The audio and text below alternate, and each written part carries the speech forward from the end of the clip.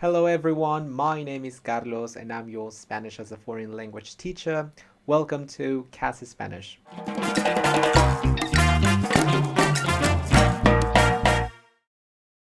When I landed my first job as a Spanish teacher in a university in China, I was ready to teach what we called standard Spanish.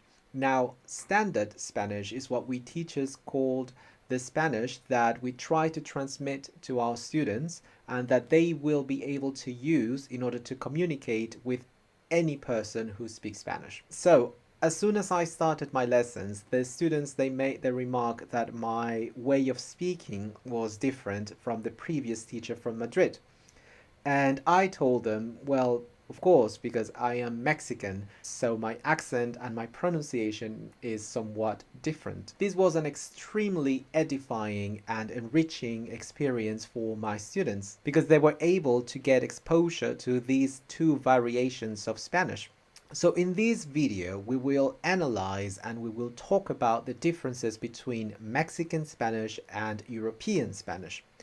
Having said that, it is important to say that within both countries there are other variations and accents and pronunciations.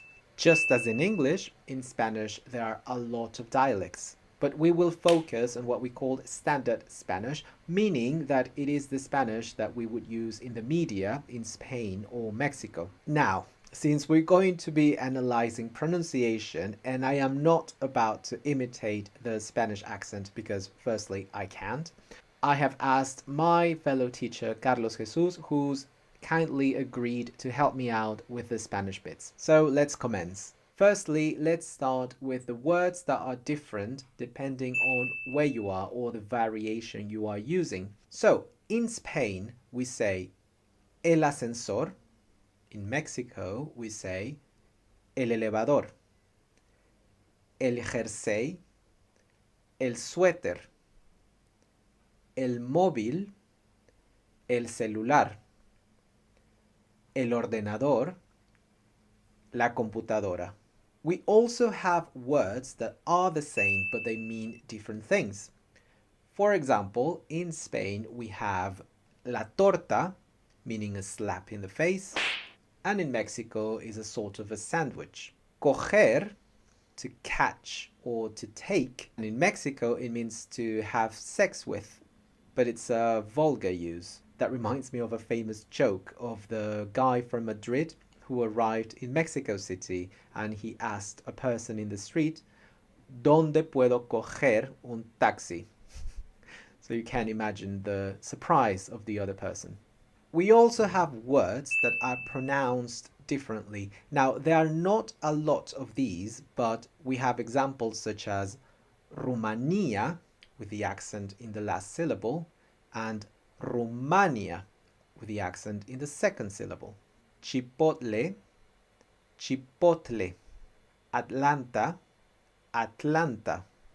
In European Spanish, we would separate that TL and we would make them a syllable on its own. For example, Atlanta. In Mexican Spanish, we have the sound tl. This sound is the result of our Native American languages, specifically Nahuatl. So in Mexican Spanish, we would say Atlanta. That's why for us, sometimes it's a bit difficult to say in English Atlanta, because we tend to go for that pronunciation, Atlanta. Now, when it comes to English words, there are also some differences. In Spain, people would say Spiderman. In Mexico, Spiderman. Wi-Fi, Wi-Fi. Some scholars believe that the reason for this is the huge influence English has on Mexican Spanish. One of the main differences when it comes to pronunciation, it is definitely the use of ceseo and distinction. In Spain, when you have your letters zeta and c followed by the vowels a, e and i, it will create a sound very similar to the th in English, so it will be th, tha, the, thi. This is what we called distinction. In Mexico and the rest of Latin America for that matter, distinction does not exist, and we replace that th sound by a normal s sound. So you have words like taza, taza, zorro, zorro, gracias, gracias, piscina, piscina. Let's listen to some examples. Cecilia sale de casa a la caza de zorros. Es una cazadora muy tenaz. Cecilia sale de casa a la caza de zorros. Es una cazadora muy tenaz. Researchers believe that the reason why this sound predominates in the Americas is because when the Spanish people arrived in that continent, they were coming from a region in Spain where the distinction was already dropped. More specifically, they were coming from Andalusia. In that region of Spain, they used the ceseo. So, of course, they introduced their way of speaking, and this just expanded throughout the American continent. These colonial remnants, we can also observe them in languages like English or French, so it's quite normal.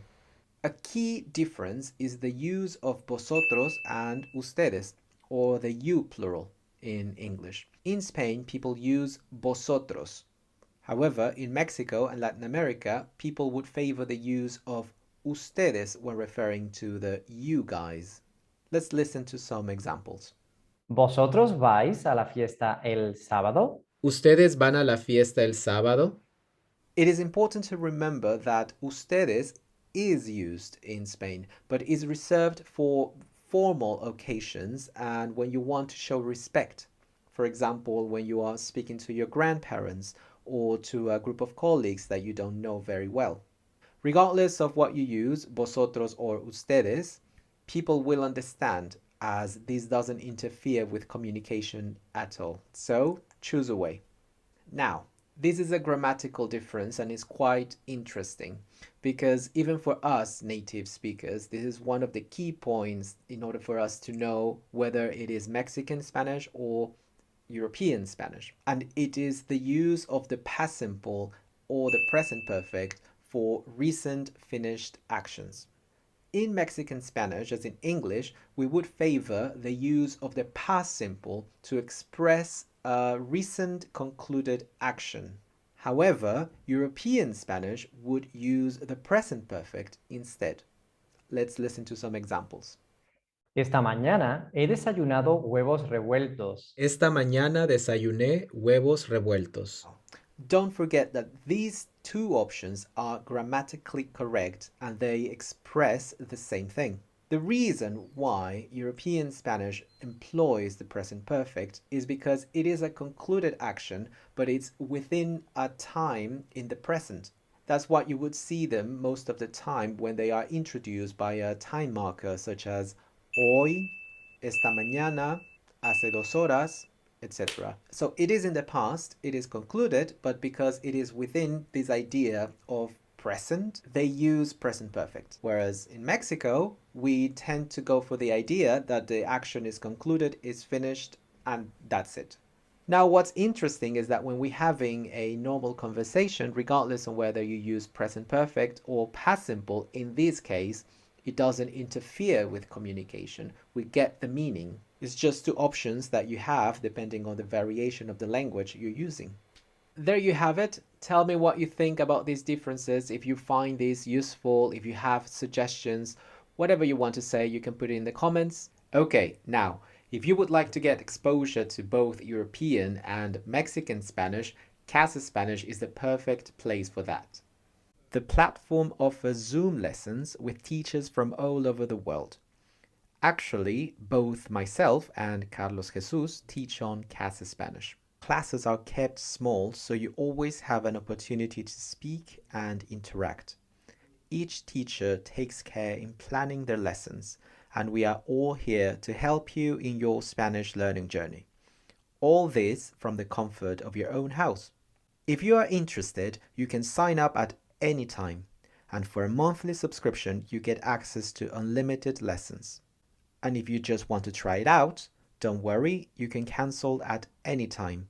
It is just like Netflix. Don't forget to subscribe, like, or share this video. Whatever you do, it will help us keep producing these videos and resources for you and your learning journey. All right, see you next lesson and happy learning. Bye bye. Adios.